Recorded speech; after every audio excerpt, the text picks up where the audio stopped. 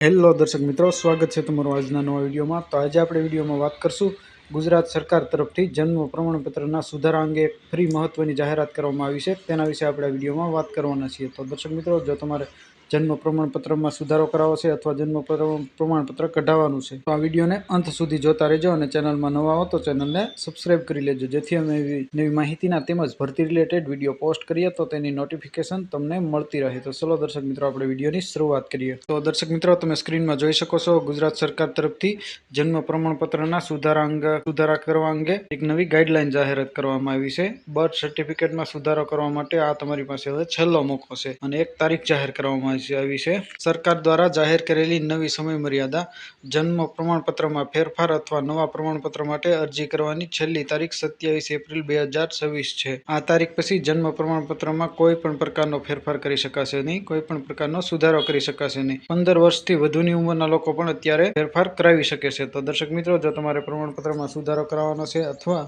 નામમાં ફેરફાર કરવાનો છે અથવા બાળકનું નામ શોર્ટમાં લખેલું છે અને આખું નામ કરાવવાનું છે તો તમે 27 એપ્રિલ 2026 સુધીમાં કરાવી નાખજો, નહીતર પછી ત્યાર પછી તમે જન્મ પ્રમાણપત્રમાં સુધારો કરાવી શકશો નહીં। તો દર્શક મિત્રો, આ એક તમારા માટે નવી માહિતી હતી। આશા રાખું આ વિડીયો તમને પસંદ આવ્યો હશે। વિડીયો પસંદ આવ્યો તો વિડીયોને લાઇક, શેર અને ચેનલને સબસ્ક્રાઇબ કરવાનું ભૂલતા નહીં। તમારા કોઈ પ્રશ્ન હોય તો અમને કમેન્ટ કરીને ચોક્કસ જણાવજો।